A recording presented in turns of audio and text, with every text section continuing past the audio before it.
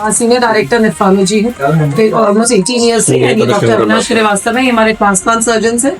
हम लोगों ने वहीं पे department of renal transplant establish किया था 18 ईयर्स बैक।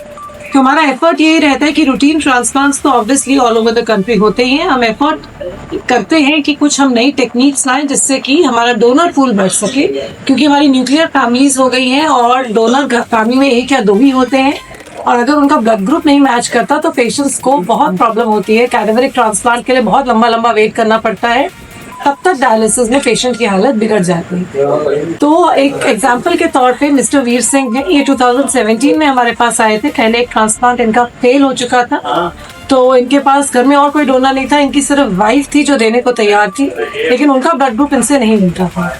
उस टाइम ये टेक्निक शुरू ही हुई थी और लोगों के मन में ये शंका थी। जापान में ये हो चुकी थी और दिल्ली में एक सेंटर ने की थी, तो मन में ये शंका थी कि ये ट्रांसप्लांट पता नहीं उतना लंबा चलता है कि नहीं, जबकि जापान का डाटा अच्छा था, पर इंडिया में हमें we were not willing to accept. तो वीर सिंह जी को हमने काउंसिल किया एंड ये हमारे थर्ड पेशेंट थे जिनके ऊपर हमने ये किया। अब तो हम ऑलमोस्ट, जैसे डॉक्टर साहब ने कहा, 172 एग्जैक्ट केसेस कर चुके हैं।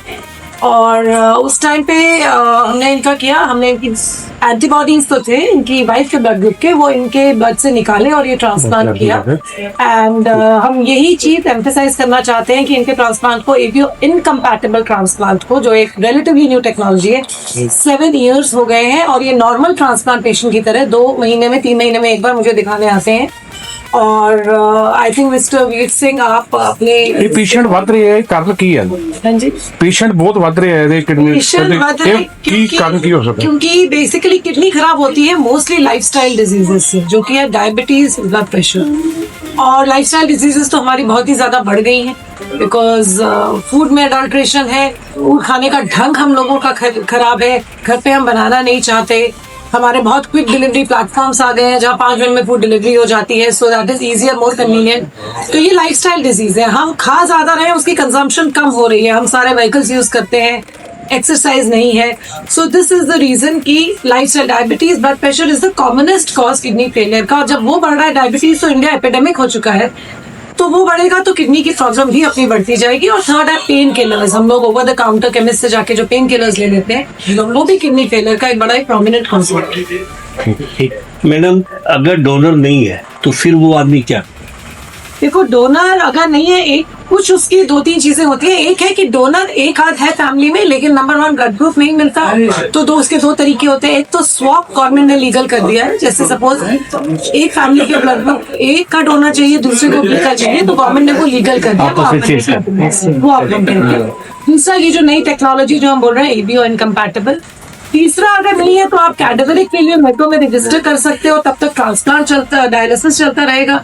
एक बार नंबर आ जाएगा, हालांकि उसमें टाइम लग जाता है 2-2.5 साल, और तब तक डायलिसिस चलता रहता है। डायलिसिस भी अगर अच्छे तरीके से हफ्ते में 3 बार करवाया जाए तो उतने 2-2.5 साल निकल जाते हैं और फिर वो कैडेवरिक ट्रांसप्लांट में नंबर आ जाता है। मैडम, ये टेक्नोलॉजी कब आई है मार्केट में? ये टेक्नोलॉजी अप्रोक्सीमेटली इंडिया में हमने इनका 2017 में किया, तो 16 में है, बट बहुत कम सेंटर्स अभी भी नॉर्थ इंडिया में, इन साउथ इंडिया में भी बहुत कम सेंटर्स कर रहे हैं जिन्होंने ये एक्सपर्टीज इवॉल्व की है। और आई थिंक अप्रोक्सीमेटली गिने चुने 7-8 सेंटर्स ही है जो ये टेक्नोलॉजी कर रहे हैं ऑन अ रेगुलर बेसिस।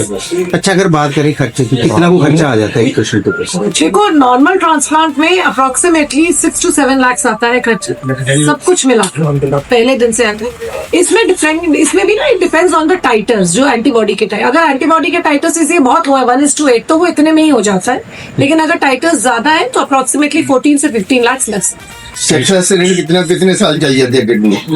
देखो, average life of a transplant kidney is around 12 years। Average चलने वाले 25 साल पुराने भी है, खराब होने को 2 साल में भी खराब हो सकते हैं, पर जो हम एवरेज साइंटिफिक बात करते हैं 12 साल के करीब मानी जाती है एवरेज किडनी की लाइफ। उसके बाद सेकंड ट्रांसप्लांट हो जाता है, थर्ड ट्रांसप्लांट भी हो जाता है, डिपेंडिंग ऑन डोनर्स। इनका भी सेकंड ट्रांसप्लांट, इनका भी जैसे सेकंड ट्रांसप्लांट। ਭਾਜੀ ਸਤਿ ਸ਼੍ਰੀ ਅਕਾਲ ਜੀ, ਕੀ ਨਾਮ ਹੈ? मेरा नाम वीर सिंह है। ਹਾਂਜੀ, ਤੁਸੀਂ ਟ੍ਰਾਂਸਫਰ ਆਇਆ, ਕੋਈ ਪਰੇਸ਼ਾਨੀ ਕੋਈ? पहला मेरा ट्रांसप्लांट होया जी Jalandhar kidney hospital field road तो जी, डॉक्टर अभी इंगराम ने किया जी।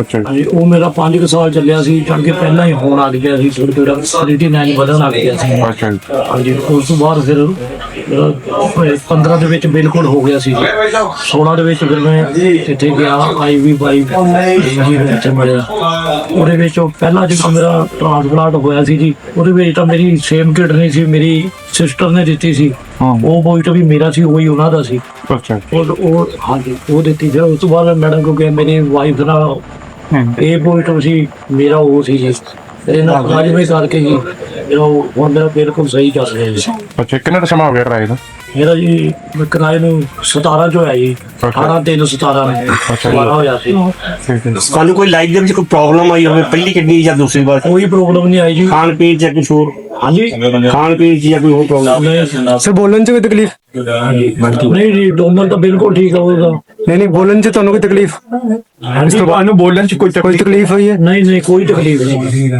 ਠੀਕ ਹੈ ਜੀ ਪਰਹੇਜ਼ ਵਗੈਰਾ ਕੀ ਕਰਦੇ ਹੋ ਪਰਹੇਜ਼ ਕੀ ਕਰਦੇ ਹੋ ਫਿਰ ਨਾਲ ਅਰੇ ਤਾਂ ਬਾਹਰ ਦਾ ਨਹੀਂ ਖਾਦਾ ਘਰ ਦਾ ਤਾਂ ਜੋ ਵੀ ਬਣਦਾ ਖਾ ਹੀ ਰਹੇ ਇਸ ਤੋਂ ਬਾਅਦ ਮੈਨੂੰ ਮੁੜ ਕੇ ਕਦੇ ਬੁਖਾਰ ਨਹੀਂ ਹੋਇਆ ਹੈਗਾ ਠੀਕ ਹੈ ਫਿਰ ਨਾਲ ਦਵਾਈ ਵੀ ਖਾਣੀ ਪੈਂਦੀ ਹੈ ਤੇ ਹਾਂਜੀ ਰੈਗੂਲਰ ਚੱਲਦੀ ਹੈ ਦਵਾਈ ਹਾਂਜੀ ਤੇਰੀ ਵੀ ਦਵਾਈਆਂ ਹਾਂਜੀ ਮਹੀਨੇ ਦੀ ਕਿੰਨੇ ਦੀ ਹੋਈ ਦਵਾਈ ਜਿਹੜੀ ਖਾਣੀ ਪੈਂਦੀ ਹੈ 3,000 ਹਰ ਮਹੀਨੇ ਜਾਂਦੀ ਠੀਕ ਹੈ ਥੈਂਕ ਯੂ ठीक है